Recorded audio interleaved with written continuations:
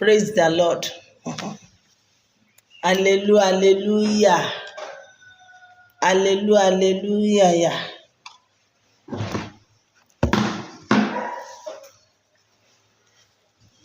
Praise the living Jesus. Hallelujah.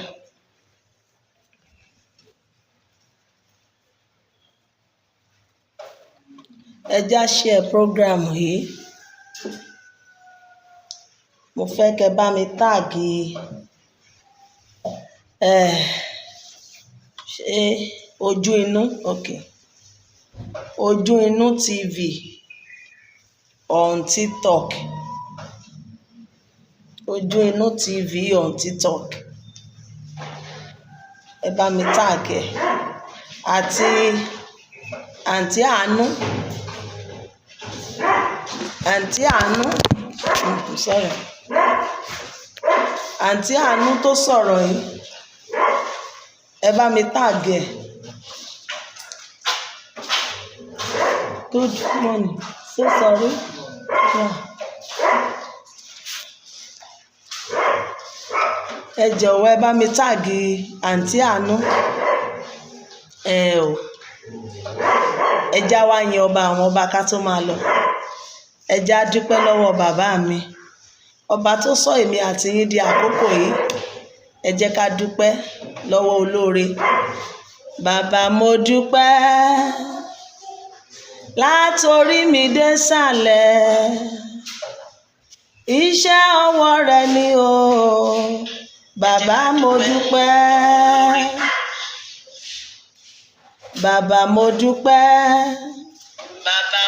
látorí mi dé sàlẹ̀. Iṣẹ́ ọwọ́ rẹ ni o. Bàbá mo dúpẹ́. Bàbá mo dúpẹ́. Bàbá látorí mo dúpẹ́. Bàbá mo dúpẹ́ o. Mo sọ pé tèmi láti January. Látorí mi dé sàlẹ̀. Látorí mi dé sàlẹ̀. Iṣẹ́ ọwọ́ rẹ ni o. Bàbá mo dúpẹ́. Bàbá mo dúpẹ́. Bàbá látorí mi dé sàlẹ̀. Iṣẹ́ ọwọ́ rẹ ni o. Bàbá mo dúpẹ́. Bàbá mo dúpẹ́. Òkú ọjọ́ kẹrin ó ti ń rùn, ìwọ ló sọ́dà láyé. Oníná. Bàbá mo dúpẹ́ látorí mi dé sàlẹ̀ o. Iṣẹ́ ọwọ́ rẹ ni o. Bàbá mo dúpẹ́. Ẹ yọ̀ nínú Olúwa, ẹ yọ̀. Ẹ̀yin ọlọ́kàn dídúró. Àtẹ̀yìntà ṣe láyọ̀fẹ́. Mo bànújẹ́ kúrò lọ́kàn yín. Ẹ yọ̀, ẹ yọ̀. Ẹ yọ̀ nínú Olúwa, ẹ yọ̀. Ẹ yọ̀ o. Ẹ yọ̀ o. Ẹ yọ̀ nínú Olúwa, ẹ yọ̀. Nígbà tí ogun bá gbóná, tọ̀tá bá fẹ́rẹ̀ ṣẹ́gun yín. Ogun Jésù tí ìyà kò rí pọ̀ ju gbogbo ọ̀tá yín lọ. Ẹ yọ̀, ẹ yọ̀ o. Ẹ yọ̀. Ẹ yọ̀ nínú Olúwa, ẹ yọ̀. Ẹ bá wa yọ̀. Ẹ yọ̀. Ẹ yọ̀. Ẹ yọ̀ nínú Olúwa, ẹ yọ̀. Ohun t'Olúwa yóò ṣe ọba mi kò fi ẹnìkan. Ohun t'Olúwa yóò ṣe ọba mi kò fi ẹnìkan o. Ohun t'Olúwa ń ṣe ọba mi kò fi ẹnìkan. Ohun t'Olúwa ó ṣe ọba mi kò fi ẹnìkan. Ọ̀pọ̀ ènìyàn pàtàkì ló ti kú ọ̀pọ̀ ènìyàn pàtàkì ló ti lọ o, ẹ̀dá tó bá wà láàyè kó wá fi ìyìn fóníṣẹ́ ńlá, kó wá fi ìyìn fóníṣẹ́ ńlá, kó wá fi ìyìn fóníṣẹ́ ńlá. Ẹ̀dá tó bá wà láàyè kó wá fi ìyìn fóníṣẹ́ ńlá. Ẹ jẹ́ á gbàdúrà torí àkókò. Olúwa Ọlọ́run Olódùmarè àpáta ayérayé bisadi wa, a gbé yín ga ní ọ̀sán yìí torí pé ẹ̀yin ni Ọlọ́run, lẹ́yìn yín kò sí ẹlòmíràn mọ́. Jehovah gba ọpẹ́ wa, Jehovah gba ìyìn wa. Mo ń lọ nínú prógrámù yìí. Ọlọ́run Mósè Orímọládé, ẹ máa bọ̀ láàrin wa, ẹ gbẹnu mi sọ̀rọ̀ ọ̀rọ̀ méjì mẹ́ta fún àtúnṣe lórí ọ̀rọ̀ yìí. Ọlọ́run gbẹnu mi sọ. Ẹ̀yin kérúbù ọ̀run, ẹ̀yin séráfù ọ̀run, Ọlọ́run ìpè àti májẹ̀mú, Ọlọ́run ẹ̀mí àwọn wòlíì, ẹ sọ̀kalẹ̀, ẹ darapọ̀ mọ́ mi. Ọba ìpè, Ọlọ́run Mósè Orímọládé, máa bọ̀ láàrin wa. Ẹ jẹ́ n rí yín, ẹ má jẹ́ n ríra mi. Ní ìparí, ẹ jẹ́ àyìn yìí, gbogbo etí tó máa gbọ́ ọ̀rọ̀ yìí, ẹ jẹ́ ó ṣe wá láǹfààní. Ọkàn tó kù díẹ̀ káàtó, Ọlọ́run bá mi fi òye ọ̀rọ̀ rẹ, bá mi fi yé wọn sí. Ògo ni fún yín lókè ọ̀run, Kristi Olúwa wa. Àmín, àmín, àmín lórúkọ Jésù Kristi. Gbogbo ojú tó ń wò mí, ojú yín ò ní fọ́, ilé yín ò ní kan, ọ̀dẹ̀dẹ̀ yín ò ní korò, ìbànújẹ́ ò ní wọlé yín. Ọ̀sẹ̀ tuntun lèmi àti yín mú yìí, ọ̀sẹ̀ ayọ̀, ọ̀sẹ̀ owó, ọ̀sẹ̀ ìdùnnú, ọ̀sẹ̀ àlàáfíà ló máa jẹ́ fún wa. Ẹni tí ò fẹ́ rí mọ léèmí àti ẹ kò ní fẹ́ kún mọ bẹ̀. Wọn ò ní kí wa kó ọ̀fọ̀ lọ́sẹ̀, ìbànújẹ́ ò ní wọlé wa o. Ayọ̀ làwa fi bẹ̀rẹ̀ oṣù, ayọ̀ la fi máa parí ẹ̀, ayọ̀ la tún fi máa lu ọdún yìí já. Bẹ́ẹ̀ ló máa rí, Kristi Olúwa wa. Mo kí wa lórúkọ Ọlọ́run Mósè Orímọládé lẹ́ẹ̀kan sí pé ẹ káàárọ̀ sà, ẹ káàárọ̀ mà, ẹ káàsán o. Ṣé dáadáa ni mo bá wa, yóò dára fún wa. God bless you. Mo rí fídíò yìí ní orí TikTok. Wọ́n ní àǹtí Àánú tó wà nínú fídíò yìí. Màá play fídíò yìí o, ẹ máa kọ́kọ́ wò ó. Torí àkókò a máa play ẹ̀, èmi máa sọ̀rọ̀ sí i. Ṣẹ́rí tí n bá wá parí, mo ti ṣe lecture fún ọ̀rọ̀ yìí gangan. What is the purpose of prophet? Kí ni iṣẹ́ wa? Kí ni iṣẹ́ wa? Kí ni ìtumọ̀ tán pè ní wòlíì? Kí ni iṣẹ́ tí wọ́n wá gbélé wa lọ́wọ́ ká máa ṣe? Mo ti ṣe sí lecture, màá post ẹ̀. Màá post ẹ̀ tá bá ti ṣe tán. Gbogbo yín ẹ̀yin náà gbé gègé ẹ lọ kà á. Praise the Lord, hallelujah. Ojú òní tiwa bọ ẹja gbọ́ ní kọ̀ọ̀kan ká tún máa wọnú bíbélì lọ. Bó bá ṣe é ṣe tá a bá lè ka bíbélì lónìí, no problem, a máa kà ní Thursday. Ṣùgbọ́n ọ̀rọ̀ yìí a máa háyọ̀ nẹ̀ lónìí. Mo ti sọ fún wọn,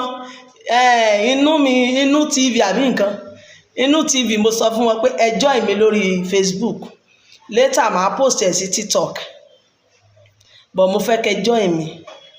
Mo rí àǹtí Àánú, ok, ẹja play, ẹ gbọ́. Ẹ̀yin Séráfù tẹ́ ẹ jẹ́ original fìlà ni mo bá lọ́rọ̀, ẹ jẹ́ àgbọ̀ ọ̀tẹ̀ lè sọ.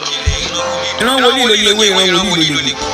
Ìran wòlíì ló ń tú, ìran wòlíì ló ń gbé, ìran wòlíì ló ń gbọ́ ohun ìjìnlẹ̀, ìran wòlíì ló ń rìn jìn. Ìran àwọn àpọ́sítélì náà rí bẹ́ẹ̀ o, bọ̀ ìran àpọ́sítélì ò ní ṣe, àwọn kan náà lè rí, àwọn kan náà lè rí. Ìran gbogbo wòlíì pátá ló ní ìwé lòdì, ìran wòlíì ló ń gbé agbára kan. Gbogbo ẹ̀yin bẹ́ẹ̀ ni kọ́ńtà Christians ẹ máa ń lọ sí page àwọn prophet tí wọ́n máa ń kọ ìkọ́kọ́ pé ń ta ọṣẹ àánú ń ta gbàkan gbóná tí ìran iṣẹ́ wọn náà ń ṣe wọn kọjá àyè wọn tó yẹ tó ṣe náà náà ń ṣe. Mọ́ tí ó yẹ yí pé ìran wòlíì ò lẹ́sìn. Ẹ tó ṣẹlẹ̀ nígbà ẹ̀sìn kọ̀ọ̀kan ló wá ní wòlíì tiẹ̀ torí pé àwọn tí wọ́n tara wọn wá wáyé àwọn náà ní ẹ̀sìn tó ń ṣe ohun tó fà á nìyí. Wọ́n kì í kọ́ sí wòlíì o, ẹlòmíì lè wá wọn bọ̀ naturally ó kọ́ òkò ó máa wà níbẹ̀. So ó tún wá ní bẹ́ẹ̀ lórí ibi tí wọ́n bá fẹ́ kó fókọ̀sì lórí bó bá ti fẹ́ kó fókọ̀sì náà ní ìfẹ́ ṣe máa dín lórí. Ìran pásítọ̀ ní wàásù èlò o lè wá sínú péjì ní ìgbìmọ̀ express preaching kò sí preaching tí mo fẹ́ fún èlò tí èmi kan bá fẹ́ gbọ́ preaching bàbá Kúmúyì mo máa ń gbọ́ bóyá. Hello, ẹ má ti jẹ́ lọ sí ti Kúmúyì, ẹ má ti lọ ibi ìwàásù, ẹ jẹ́ ká máa mú díẹ̀díẹ̀. Ṣé bẹ́ẹ̀ ti gbọ́ pé ó ń fún ẹnìkan lésì ni o, pé wọ́n béèrè lọ́wọ́ ẹ̀ pé kí ni ìran wòlíì, ta ló lè wí àtegbò.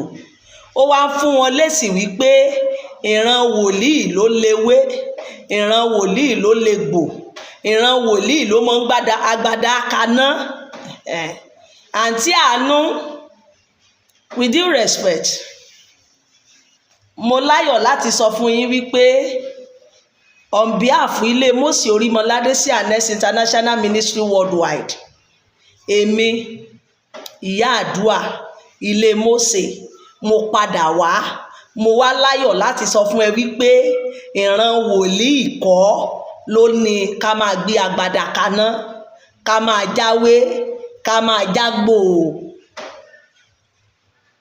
Ìran wòlíì kọ́, kì í ṣe ohun tí wòlíì dúró lé lórí nìyẹn. Kì í ṣe ohun tí wòlíì dúró lé lórí ni kó jáwé, kó jágbò, kó máa gbágbada kaná, kán máa ṣètò, kán máa gérí, kán máa ṣe, kán máa sọ. Kì í ṣe ìran wòlíì, kò ṣe ohun tí wọ́n ń pè ní prophet nìyẹn. Ẹni ìpè ní prophet, ṣùgbọ́n lónìí ẹni ẹ̀bùn ti pọ̀ ju ẹni ìpè lọ. Òun lẹ ṣe ń mìzẹ̀ papọ̀. Ẹni ìpè gangan náà ń pè ní prophet. Ẹni ìpè òun náà máa ń sọ di prophet, òun náà ń pè ní prophet. Tó bá ti ẹ̀bùn náà máa kọ́kọ́ ní, by the time tí Ọlọ́run bá ti rí ẹ̀bùn nínú ayé wọn wípé àwọn eléyìí lè kájú iṣẹ́ tí mo fẹ́ rán wọn, á wá yọ wọ́n jáde kúrò nínú ẹ̀bùn, á wá pè wọ́n, wọ́n á ṣẹ̀ṣẹ̀ wá pè wọ́n ní wòlíì. Alóore náà máa ń pè gbogbo ẹlẹ́bùn. Kì í ṣe àwa la ní gbágbada kaná, jáwé, jágbò. Ibi tí ò ti yé yín ni ẹ̀bi yín kọ́ nígbà ìwáṣẹ̀. Ìdí tẹ́ ẹ fi rò wípé bóyá àwa la léwé, àwa la légbò, òun rèé o. Ṣe rí ìgbà tí bàbá Mósè Orímọládé, ẹ sì máa gbọ́ fídíò yìí dáadáa o, tòró sọ̀rọ̀ ńbẹ́, a máa mú díẹ̀díẹ̀. Bàbá ẹni tó rán èmi wá sí Áfíríkà padà nígbà tán wá lánàá, ayé àkọ́kọ́, gbogbo olóògùn, oníṣẹ̀ṣe, àwọn ló wà nínú kérúbù àti séráfù. Àwọn ni bàbá Mósè ló jèrè ọkàn wá. Ṣé o wá rí gbogbo tí wọ́n ti ń ṣe ní ọ̀dọ̀ wọn kí bàbá Mósè tó jèrè ọkàn wọn wá yẹn, wọ́n ju gbogbo rẹ̀ lẹ̀. Ṣé o rí natural Yorùbá gangan fúnra ara ẹ̀, Odùduwà fúnra ẹ̀, ilẹ̀ Yorùbá fúnra ẹ̀, ewé àti egbò nìkan ni wọ́n jókòó tì tí wọ́n ń ṣe. Ta ló dá ewé àti egbò? Ọlọ́run. Ó ní mo dá ewé àti egbò fún kíni? Fún nílò ènìyàn. Praise the Lord. Máa dé o. Gbogbo wa pátá, kò ṣe wòlíì nìkan, kò ṣe pásítọ̀ nìkan, kò ṣe evangelist. Gbogbo ẹ̀dá ènìyàn tí Ọlọ́run dá tó wà lórí ilẹ̀, òun ni ewé àti egbò tó bìlọ́ǹgì fún. Kò sẹ́ni tí ò lè gbéwé kaná. Kò ṣe pé ìran wòlíì nìkan, gbogbo ènìyàn ni, gbogbo ẹ̀dá tí Ọlọ́run bá ná. Ó tún sọ̀rọ̀ kan pé tán bá dé Israel, ṣé Israel ló ti ná ti ní kán máa lo ewé? Ẹ máa gbọ́ síwájú, èmi ti gbọ́ mò ń dá lóhùn. Níbo lọ́lọ́run ti sọ̀rọ̀? Ṣé Áfíríkà yìí ni wọ́n ti kọ Bíbélì ni? Mo béèrè. Ṣé bọ́ọ̀hún ni? Tó bá jẹ́ bẹ́ẹ̀, ọ̀hún yẹn ló yẹ kán ti máa jáwé jágbò, ṣùgbọ́n kì í ṣe ti Israel nìkan, sí gbogbo àgbáyé ni ọ̀rọ̀ Bíbélì wà fún. Sí gbogbo ẹ̀dá tí Ọlọ́run dá sórí ilẹ̀, òun ni Bíbélì wà fún. Kò ṣe ìlú kan, kò ṣe ẹ̀yà kan, kò ṣe ìpele kan. Mo dá ewé fún lílò gbogbo yín, kó máa ṣe oúnjẹ fún yín. Amẹ́ríkà tó bá débẹ̀, wọ́n léwé, wọ́n ń jẹwé.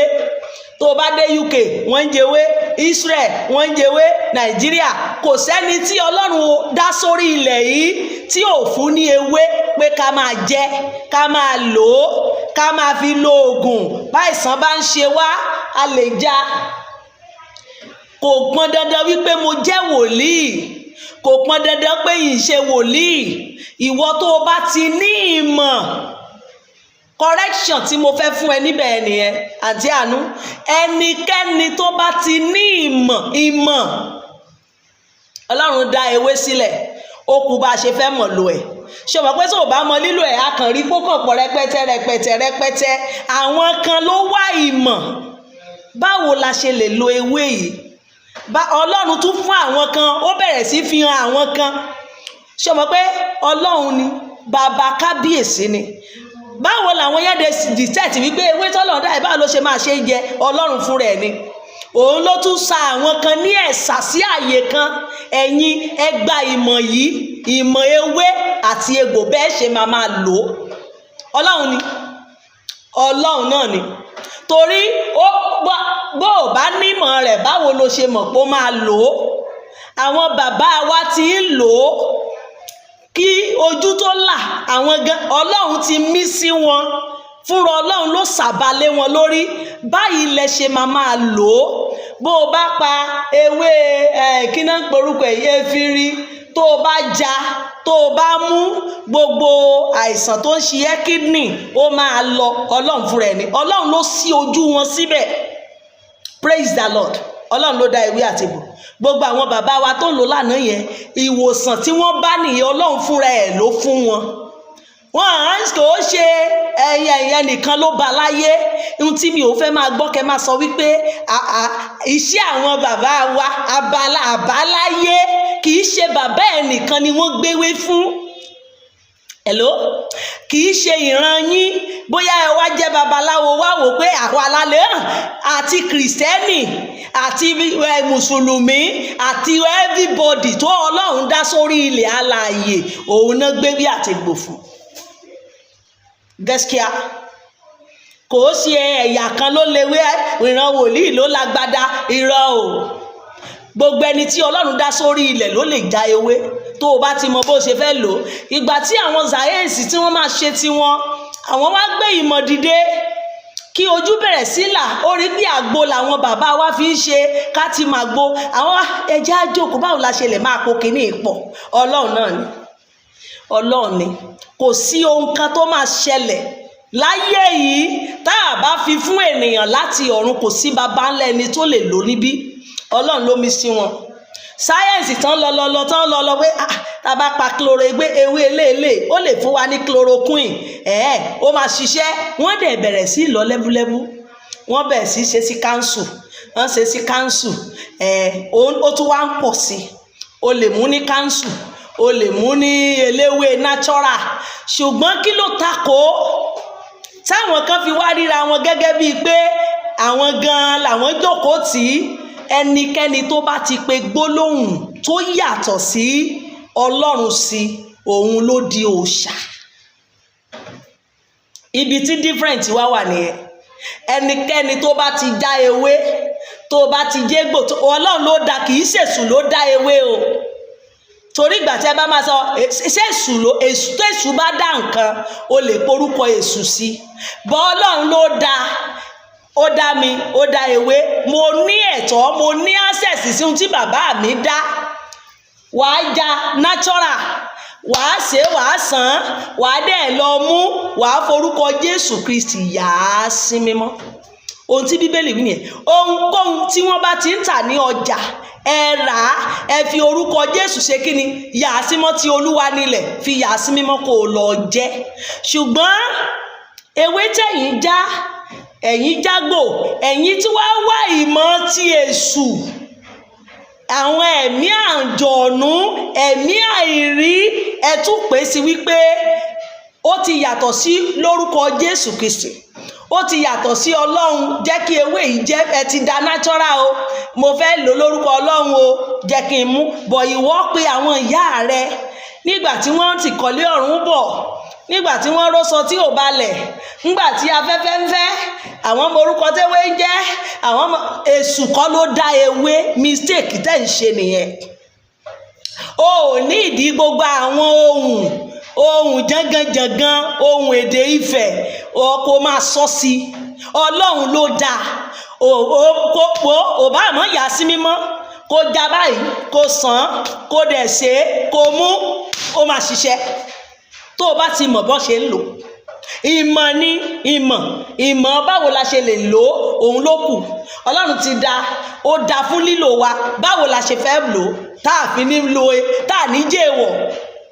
orí àwọn ọmọ ẹ̀yìn kan àwọn ọmọ Èlísà tí wọ́n lọ já ewé kan tí wọ́n lọ sè mọ́ ẹ̀yẹ inú pẹ̀tẹ̀ tán ṣe tó jẹ́ nǹkan èèwọ̀ tó lè pa wọ́n ni nígbà tí wọ́n mọ̀ ń tiwọn àwọn kàn réwé wọ́n kàn já wọ́n dẹ̀ ṣe é Ọlọ́run ló kó wọn yọ ńbẹ̀ o torí wọ́n ja natural wọn mọ̀ pé tó lè pa wọn náà wọ́n ń jẹ òun ni ìmọ̀ wípé a gbọ́dọ̀ wá ìmọ̀ rí báwo la ṣe lè lo ewé báwo la ṣe máa jẹ èyí tó dáa èyí tí ò dáa kò ní ìdí àyájọ́ ojú kan ìgbà tó ojú kan kú ìgbà tó ọrùn kan sí má wá débí kò ní kẹwàá ka Psalm 9 lérí ewé tí Ọlọ́run dá kó tó bí bàbá ẹ̀ lérí ewé tí Ọlọ́run dá kó tó bí yálà ìyá ẹ̀ kó wá máa sọ fún wa bí ẹja ewé làpálàpá ẹja ewé kí tún lélẹ̀ kí ni mo mọ̀ ń bí ọ̀mísìmìsìn ewé kí lélẹ̀ ewé pẹ̀rẹ̀gún ẹ wá ka Psalm 9 ẹ̀ka Psalm 10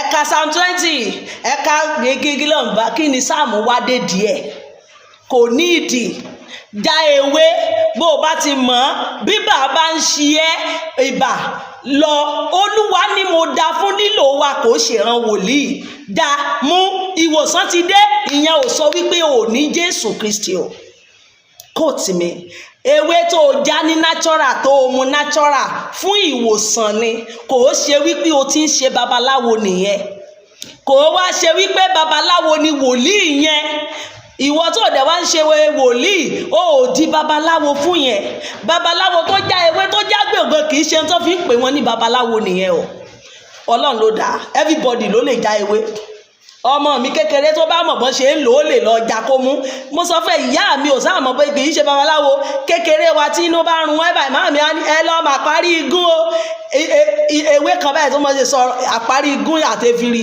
ewé máa mi nìyẹn adẹ̀ ń dàgbà inú dẹ̀ máa lọ ṣé yẹn wá ní a máa ní Kristi mọ́ ṣé yẹn wá ní Jésù ti kú àbá ti di babaláwo no Ọlọ́run dá fún lílò ìmúláradá gbé ewé yẹn sọ́tọ̀ bẹ́ẹ̀ yẹn ẹ jẹ́ ká tẹ̀síwájú kì í ṣe ìran wòlíì ló léwé àtegbò ẹ jẹ́ ká wá máa lọ sí the purpose of prophet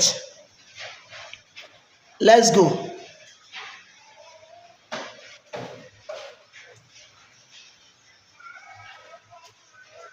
What is the purpose of prophet and what is the work of a prophet in the Bible? Surely the Lord God will do nothing but reserve his secrets unto the servant in the prophet. Ọlọ́run lè ṣe ohun gbogbo ṣùgbọ́n ó fi àṣírí rẹ̀ fún àwọn tani o fún àwọn wòlíì rẹ̀ àṣírí Olúwa wà pẹ̀lú kíni àwọn wòlíì rẹ̀. Bó o bá wá bá mi kí n tó ẹ ṣe sà bàbá mi ni mò ń sọ̀rọ̀ kan lọ pé mi ì tí ì parí ẹ̀ ká tó máa lọ bíi àwọn ayé ìwáṣẹ̀ tí àwọn bàbá yẹn wá tí bàbá Mósè gbà wọ́n là aláwo tán wá yẹn tí mò ń sọ lọ ṣòro àwọn aláwo yẹn wọ́n pọ̀ nínú kérúbù àwọn ni bàbá Mósè convert tó convert sí CNS ṣé wá rí gbogbo nǹkan tán mú wá tán ń lò lọ́dọ̀ tí wọ́n tẹ́lẹ̀ bí awo wọ́n wá ń practice ẹ̀ mọ́ Jésù tí wọ́n gbà ń bí ṣó ti yé òun níṣẹ́ yẹn ṣe wá pọ̀ rẹpẹtẹ tó jẹ́ pé tó bá wá tẹ́nìkan bá ti wá ń sìkì báyìí wọ́n wá ní nígbà tí bàbá Mósè lọ tán ṣé o rántí wípé kì í ṣe tí bàbá Mósè mú wá nìyẹn ṣé bàbá Mósè já ewé só já egbò bàbá Mósè ò fewé ṣiṣẹ́ Olúwa ẹni táwa ń tẹ̀lé gẹ́gẹ́ bí Saint Moses Orímọládé tó dá kérúbù àti séráfù sílẹ̀ kò fewé kọ́ wa gan kò fi ewé kọ́ wa ju omi àdúrà lọ àti òróró òun ni wọ́n ń gbé wá sọ̀dọ̀ bàbá Mósè ó dẹ̀ máa pàṣẹ ọ̀rọ̀ ẹ pàṣẹ sí àṣẹ kìkì ọ̀rọ̀ ní séráfù ní o ètò tiwa ojú omi àdúrà lọ o omi àdúrà àti òróró òun ni ètò tí kérúbù ní ohun tó bá ti yàtọ̀ sí méjèèjì yẹn kó o dẹ̀ ka sáàmù kó pàṣẹ ọ̀rọ̀ sí kò ṣe ti Saint Moses Orímọládé ló ti wá o ti gbọ́ pé o jáwé o jágbò yẹn natural ọ̀dọ̀ Ọlọ́run nìyẹn everybody nìyẹn wà fún kò ṣe bàbá alé ẹ lóní kì í ṣe ìyá alé ẹ gbogbo wa lọ́lọ́run dá yẹn fún mo lè já o lè já ẹni tí ò jẹ́ wòlíì lè já mo ti yànnà náà àwọn bàbá tó wá lánàá yẹn kìkì babaláwo ni wọ́n gbogbo iṣẹ́ yẹn tán bá ti wá gbé aláìsàn wá wọ́n rí wípé bàbá Mósè mà ti lọ, ẹni tó jẹ́ mírèkù lòun fi ṣiṣẹ́ Olúwa, èyí èé ṣe èèyàn, áńgẹ́lì ni o, àwa ò dẹ̀ mọ gbogbo ẹ̀ ṣe. Wọ́n padà síṣẹ́ awo wọn. Iṣẹ́ awo wọn yẹn òun náà wá fi ń ṣe agbọmọlà ń bí. Agbọmọlà náà wọ́n máa ń pera wọn tó tí àìsàn kan bá lélele wọ́n ní ẹ máa gbé lọ́nu kérúbù, àwọn kérúbù ló máa wò ó. Ṣé o wá rí àwọn kérúbù tán ló máa wò ó yẹn? Kì í ṣe ti orúkọ Jésù tí bàbá Mósè fún wọn mọ́ o. Awo wọn táwọn ti ń bọ̀ òun ni òun náà ń lò. Gbáǹkọ ni mò ń sọ fún ẹ yẹn. Ṣé o gbà wípé mo gbàgbé bàbá mi tún rán mi létí padà? Kì í ṣe ti bàbá Mósè náà ń lò mọ́, kò yẹn ò ti natural. Àwọn inú awo wọn làwọn ti ń ṣe gbogbo ẹ̀. Ohun tó ti mọ̀ tẹ́lẹ̀ tó ti jẹkù inú, wọ́n ti mewé, wọ́n ti mọ oríṣiríṣi, àwọn ti wà nínú awo tẹ́lẹ̀. Òun ni ṣòtìyé, òun ni wọ́n fi ń pè Séráfù lólóògùn, oníṣègùn ni wọ́n. A kì í ṣe oníṣègùn. Saint Moses Orímọládé kì í ṣètò. Saint Moses Orímọládé kì í ṣe herbalist. Ilé herbalist ni wọ́n ti bí, bẹ̀ orí rẹ̀ ló tán sí. Kò bá yàn ṣe. Clarification tí mo fẹ́ kó mú dání nìyẹn. What is the purpose of prophet? Let's go. Introduction. Ẹ jẹ́ ká kọ àwọn sáàmù àwọn ọ̀rọ̀ Ọlọ́run yìí sílẹ̀. Ìwọ náà wàá lè lọ kà á. Àkọ́kọ́, Éfésù 4:11-13, Jeremiah 1:4-10, Ezekiel 3:17-19, 1 Corinthians 14:3, Deuteronomy 18:18-22, Ìṣe àwọn Àpọ́sítélì 11:27-28, 2 Peter 1:20-21. Torí mi ò ní lè kà á, ẹ̀yin náà ẹ já lọ ṣì kàkà. Introduction. The prophet is a person called, chosen and sent by God to speak his message to the people. The purpose prophet gangan nìyẹn. Ọlọ́run pè é láti lọ jíṣẹ́ fún àwọn ènìyàn. Òun ni wòlíì wà fún. The purpose of kíni? Of calling yẹn, of prophet. Agbẹnusọ Ọlọ́run. Mo pè ẹ́ wá lọ bá mi wá, ìwọ máa lọ báyìí. Ṣé mọ̀ pé several times mo máa fọ̀rọ̀ mi ṣe example fún yín kó bá yé yín. Jẹ́jẹ́ mi wọ́n bí mi níbo? Iléṣà. Kẹ̀rẹ̀kẹ̀rẹ̀ wọ́n tò mí máa lọ sí Èkó, ilẹ̀ Tinubu, láti lọ jíṣẹ́ kan tí mo fẹ́ ṣe. Irú iṣẹ́ òun náà nìyí. Iṣẹ́ òun ni mò ń ṣe yìí. Bó ṣe rán mi nìyẹn. The purpose of prophet nìyẹn. Tó bá yá tí ìwọ náà bá jẹ́ ẹni ìpè, wọ́n lè pè ọ́ máa lọ sí Òṣogbo. Kí lẹ fẹ́ lọ ṣe lọ́ṣogbo sáà máa lọ bẹ̀. Ìgbà tó o bá dòṣogbo, wọ́n máa sọ fún ẹni tó o fẹ́ wá ṣe ń bí. Praise the Lord. That is a message. That is the purpose of prophet. Ẹni ìpè ni wọ́n. Àwọn náà ń pè ní wòlíì. Ẹni ìpè gangan ló ń jẹ́ wòlíì. Ọlọ́run pè wọ́n láti rán wọn níṣẹ́. Ọ̀tọ̀ ni àwọn wòlíì tán tún pè, ọ̀tọ̀ lẹni tán tún rán níṣẹ́ o. Wọ́n lè pè é kán má tún rán ẹ níṣẹ́, ṣùgbọ́n Ọlọ́run kì í pè èèyàn kó má ránṣẹ́. Àyàfi ilẹ̀ lẹ́lẹ́mí alóore tó máa wà ó kàn ní gift ni. Bọ́lọ́run bá ti lè pè ọ́, ó máa gbéṣẹ́ lé ẹ lọ́wọ́. Ìwọ tó bá rí rẹ̀ lónìí bóyá o kàn ní gift, kò tí ò tí ì lálàá pé Ọlọ́run ní máa lọ sí ànàpájà lọ máa ṣe kinní kan fún mi, ẹ̀bùn ló ní o, máa bomirin lọ. Ìyẹn ò sọ ẹ́ di wípé ò ṣe àyànfẹ́ ni ẹ́ níwájú Ọlọ́run toró ti fún ẹ ní ẹ̀bùn. Ṣùgbọ́n ẹni ìpè tó máa di wòlíì, ìpè ni wọ́n á pè ẹ́, come go lọ bá mi jíṣẹ́ yìí fún lágbájá, sọ wípé ibi tó lọ yẹ kò gbọdọ̀ lọ mọ́. Ẹni ìpè ni ẹ́. Let's go. Prophets are not appointed by human being, but they are called by God. God is divine purpose. Then duty is to proclaim God's truth. Iṣẹ́ wọn láti sọ òtítọ́, láti máa pariwo Jésù Kristi ni wòlíì wà fún o. Agbẹnusọ Ọlọ́run ni wòlíì, kì í ṣe ìran wòlíì ní jáwé jágbò. Ìdarí sí ẹ̀bùn ni àwọn yẹn. owó yẹn gbogbo ayé ni jáwéjágbé wà fún. The purpose wa ni ká gbẹnu sọ fún Ọlọ́run ohun tí Ọlọ́run bá sọ fún wa ká sọ fún ènìyàn. Let's go. Wow.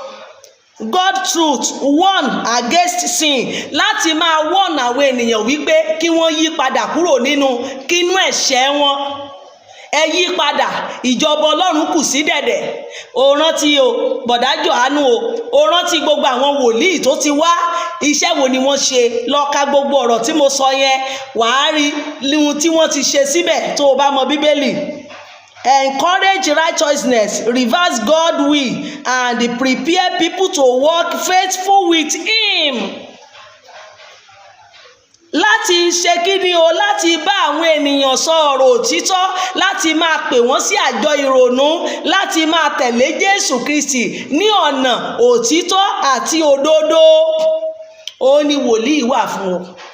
Ìwọ wòlíì, ìwọ wá sọ̀rọ̀ wípé ìwọ lè dé péjì tiẹ̀ kó jí ọ̀rọ̀ Ọlọ́run náà máa bá ń bẹ̀.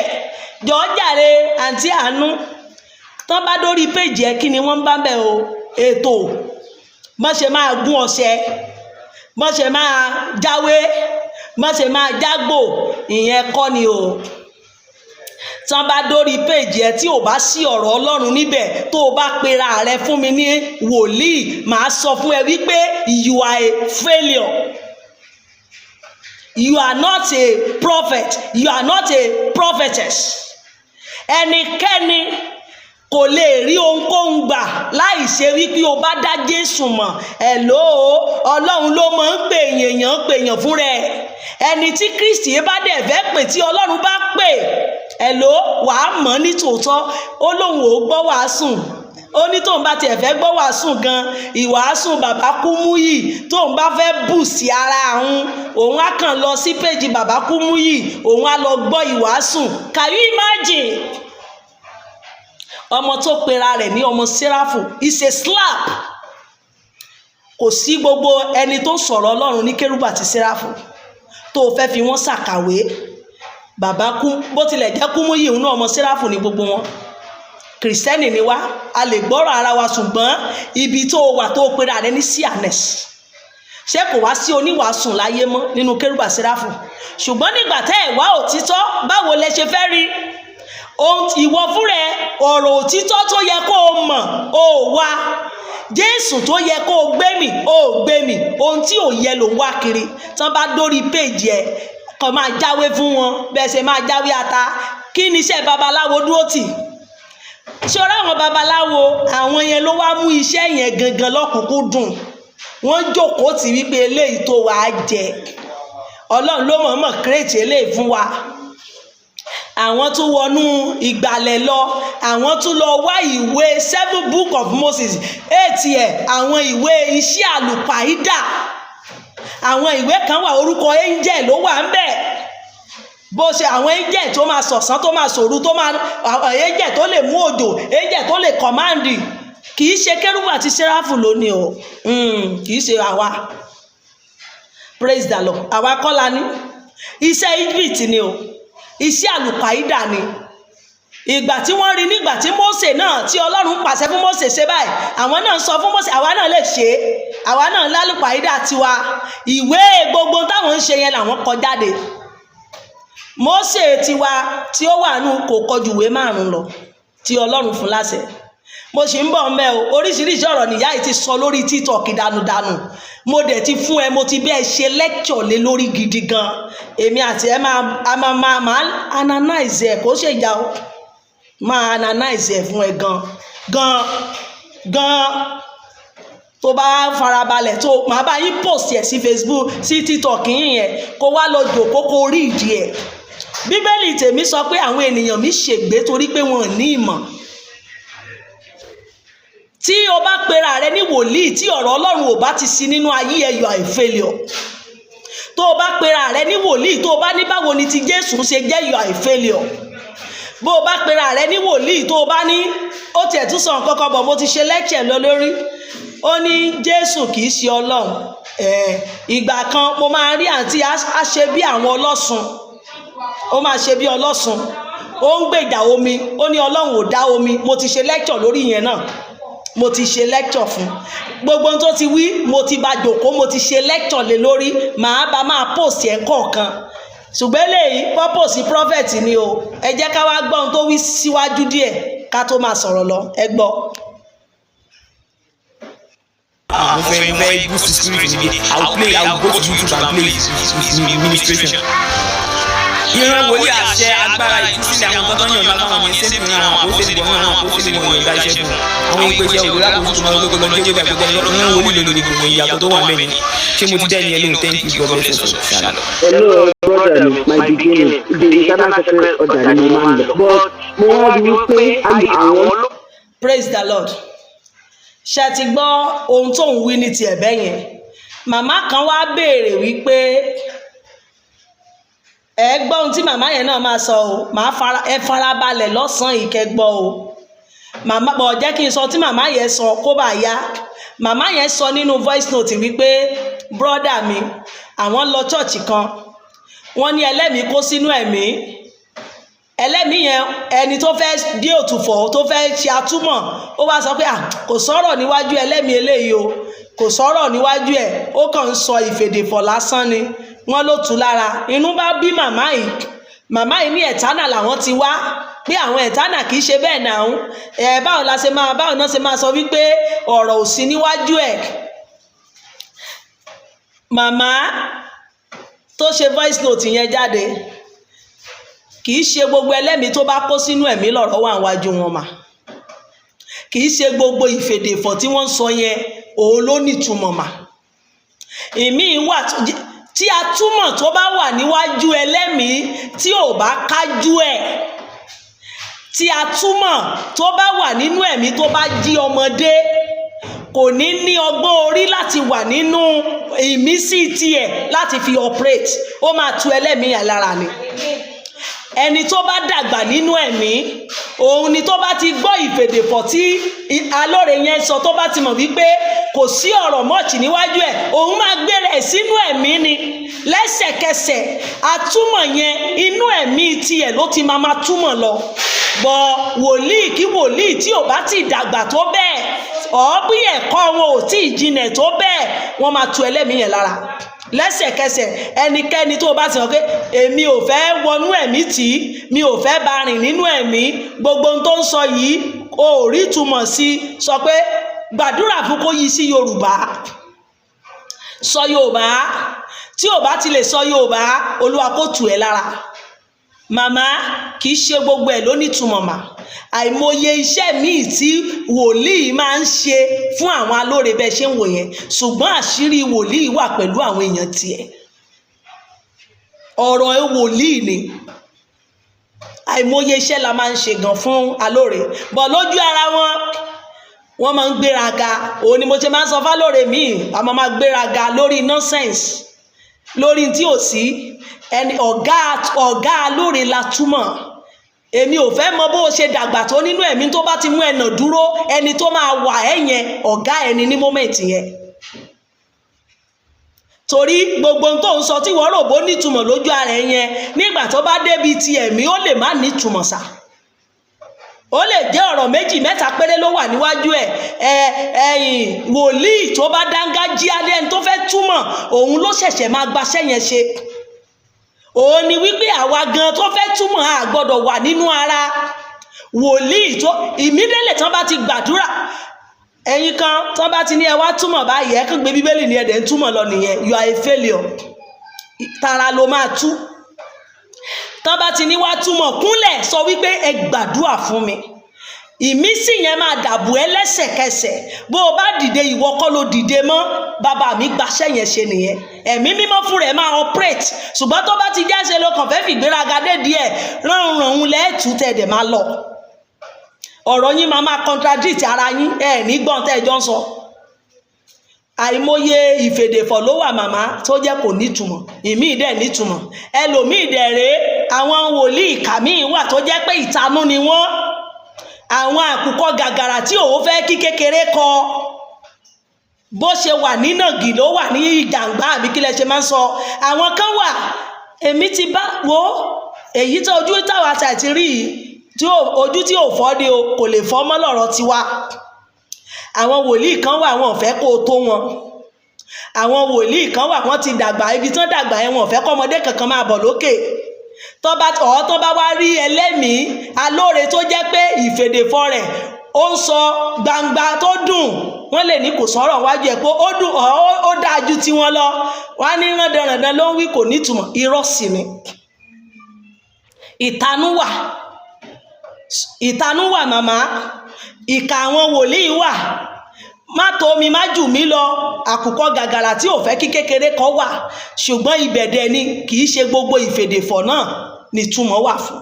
Ibi tí mo ti máa dó ẹ̀yin ẹ gbọ́, mo ti sọ ọ̀bọ̀ ẹ kàn gbọ́, ẹ gbọ́. ló fẹ́ dàbí ìgbà tí pé wọ́n fẹ́ ba kérúbù àti ẹran because ìṣe tí wọ́n ń ṣe nǹkan wọn ní ìdí ìgbà tí wípé àwọn ìṣáná àwọn agbonímọ̀ gbogbo wọn yẹn ìyàwó ẹ̀fọ́ wọn sì bí ìgbà tí pé di afẹ́fẹ́ ní ayé tí mo lọ níbi tí mo wà yìí ọ̀dọ́ ilé ẹ̀sìn mo wà ní mo dẹ̀ mọ́ bóyá pé ìyẹn ti máa sùn bá ṣẹ́rí réètì tí àwọn ọ̀dọ́ ń ṣe ní ìṣe báyìí ìṣe ẹlẹ́nìgan wọnú ẹ̀nìgan ní ìṣe tó bóyá tó fẹ́ jíṣẹ́ má máa sọ fún mi pé kò sọ̀rọ̀ níwájú ẹ̀ pípẹ́ mi kàn lórí pípẹ́ mi kàn sọ́wọ́ ní pé kò sí mẹ́sẹ̀jì kankan níwájú ẹ̀ tó fẹ́ sọ. wọ́n ti wá sọ gbogbo ẹ̀ di ìṣe ti pẹ́ńtíkẹ́sà bẹ́ẹ̀ ni wọ́n ti sọ́dà tó lè jẹ́ pé kò sí nínú ìta náà léèṣì tí wọ́n fi ń ṣe gbogbo nǹkan náà ṣe yìí a lot of questions ó gbé dání. normality a máa dàbí pé kò normal níbi tí. Praise the Lord. Ẹ ti rí màmá yẹn, ayọ̀ ni màmá yẹn ń lọ ní US, ayọ̀ ni ló wà báyìí, ó ní ayọ̀ tó ń wà báyìí bọ̀ kò fẹ́ mention ẹ̀ tán, ayọ̀ ni ló wà. Ṣé rí ayọ̀ ni Pentecostal seraph ló pọ̀ ní ayọ̀ ní tòótọ́ Pentecostal ayọ̀ ni ló pọ̀. Bí Pentecostal ayọ̀ ní dẹ̀ ṣe wá tún pọ̀ yẹn, bẹ́ẹ̀ ni ìjìnlẹ̀ wà ń bẹ o. Mo ti ṣe ayọ̀ ní rí, mo fi gbogbo ẹnu sọ fún ọ. Ìjìnlẹ̀ wà ń bẹ o, ṣùgbọ́n kò síbi títanú ò sí o. Ìjẹnilẹ́sẹ̀ àti ọ̀tẹ̀ inú séráfù ló wà, bẹ́ẹ̀ ló wà nínú ayọ̀ ni. Ìtanú àti ọ̀tẹ̀ mo gbé fún gbogbo àwọn alóore àti wòlíì gbogbo àti sacred o àti ẹ̀ńtánà o àti ibi tí gbogbo ìran wòlíì wà lónìí. Ẹ̀tanú kì í ṣe ayọ̀ ní nìkan o. Ẹ̀tanú náà bá débẹ̀ màmá, kì í ṣe wípé bóyá ẹ̀mí Ọlọ́run ohun tí alóore ń sọ ó lè jẹ́ wọ́n ti ní kíláàsì tẹ́lẹ̀ tí alóore tó wọnú ẹ̀mí yẹn bóyá kì í kí ẹni tó fẹ́ túmọ̀ fún, tó bá wọnú ẹ̀mí ẹni tó fẹ́ túmọ̀ fún ò ní tú dáadáa. Ibi tí ẹ̀mí Ọlọ́run ò sí nínú ayé wa nìyẹn. Ẹlòmíì tí wà tí ẹ bá ti níjà ní físíkà, wọ́n máa gbé físíkà yẹn wọnú ẹ̀mí ni. Ṣé o wá rí alóore gan, ó lè wà máa ṣègbéraga nínú ẹ̀mí yẹn sẹ́ni tó fẹ́ túmọ̀ ẹ̀ torí pé wọ́n ti níjà lójú ayé torí àìlẹ́kọ̀ọ́. Ẹ̀kọ́ ni o, àti wípé ẹ mọ Ọlọ́run, àìní Ọlọ́run. Torí bí ìpayà Jésù bá mú ọ, bó bá jí ẹ̀mí mímọ́ ní tòótọ́, ẹ ní gbé spiritual ìjà yín kẹgbẹ́ wọnú ẹ̀mí, ẹ wá fi ti yín ẹ fi ń dí ìjọ lọ́wọ́. Ohun tó ṣẹlẹ̀ láàrin yẹn nìyẹn o. Kò wá ṣe ayọ̀ ní nìkan, ọ̀dọ́ o Pentecostal ayọ̀ ni ló pọ̀ jù láyọ̀ ni. Bẹ́ẹ̀ dẹ̀ ni ìjìnlẹ̀ wà ń bẹ̀.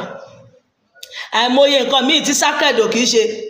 Ọjọ́ Sunday báyìí wàá rí ayọ̀ ni tó máa ṣe, ìjìnlẹ̀ wà ń bẹ̀.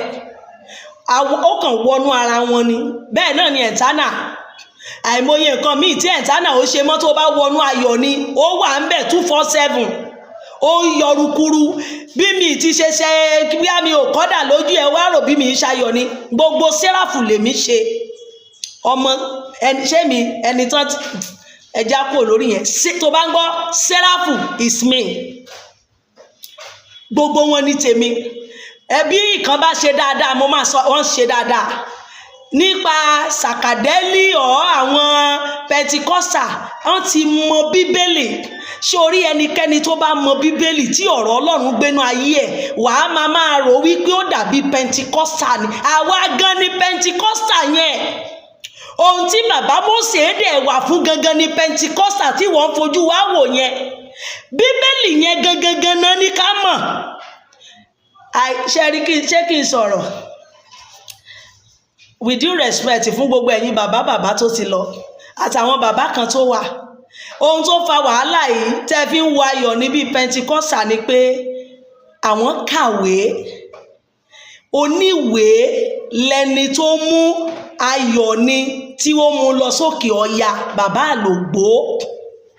Wọ́n kàwé àti àwọn bàbá Fákẹ́yẹ, bàbá Abídóyè, gbogbo àwọn bàbá yẹn oníwèé ni wọ́n. Ṣé o wá rí àwọn bàbá kan tó wà nínú ẹ̀ńtánà sacred ni Ayọ̀ní ti lọ o, inú sacred láyọ̀ní ti lọ. Tó o bá wo sacred dáadáa wàá máa wo sacred náà gẹ́gẹ́ bí Pentecostal sacred. Ìṣe tí àwọn sacred ń ṣe òun ni Ayọ̀ní ń ṣe. Mo sọ fún ẹ wípé inú sacred gangan náà bí mi sí. Inú sacred báyìí, omi sacred náà fi wẹ̀ mí dàgbà. Ìgbà tí mo tún dénú Ayọ̀ní mo wá wò kí lẹ̀yin ṣe ń ṣe bí àwọn sacred báyìí. Bí sacred ṣe ń ṣe gẹ́lẹ́ ni Ayọ̀ní ṣe ń ṣe. Neat kò sí yamayama lára aṣọ wa, lọ wo sacred dáadáa, lọ wo Ayọ̀ní.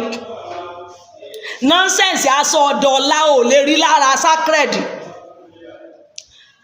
Ẹ̀ńtánà àìmọye ẹni tí ò kàwé ló pọ̀ jù nínú ẹ̀ńtánà tó bá bàbá Mósè dàgbà. Àwọn tí ò kàwé ló pọ̀ jù. Ohun tó jẹ́ ó kúnra nǹkan tí àwọn kan fi pull out nígbà yẹn, bó tilẹ̀ jẹ́ pé kì í ṣe torí ìwé nìkan. Torí ìjà yìí náà ni wípé wọ́n ń gbé Yakata Abíọ́dún lé àwọn oníwèé lórí. Bàbá Mósè ń gbé ẹni tó ní ẹ̀bùn ni bàbá Mósè fi operate, kò fi ìwé ṣe. Ẹlẹ́bùn ni bàbá Mósè gbélé àwọn tó kàwé lórí. Inú wa ń bí gbogbo àwọn tó kàwé wípé púrùtù ṣe máa darí wa. Púrùtù ẹni tí ò mọ̀ kan ṣe pé toró ti lè wàásùn, ó ti lè sọ̀rọ̀ Ọlọ́run, ó ti lè ṣe gbogbo ẹ̀. Àwọn ìmọ̀ ẹ̀mí mímọ́ bọ̀ ìwé làwọn mọ̀. Ìwé yẹn làwọn fi operate. Ó tán. Ṣébi tí dátà tán sí rèé. Olúwa. Ògòdè iṣẹ́ mà dẹ̀ ti pọ̀.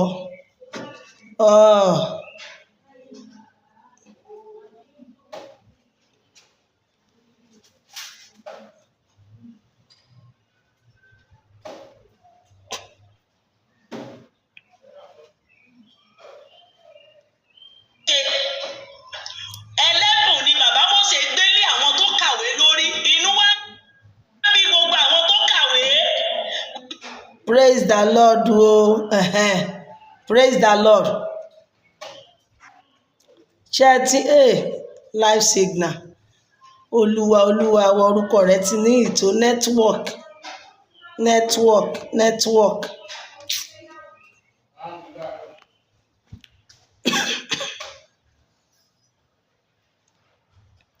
A máa kọ́ọ̀tì eléyìí, ó dàbí ibi tá a máa kọ́ọ̀tì ẹ̀ sí rèé. Ẹ bá wa dáwọ́ power tap o. Olúwa, oh God. Nẹ́tíwọ̀kì ó ti gbé lọ. Ṣé àníra dátà báyìí? Oh God. Ṣé kìí ṣe dátà ṣá?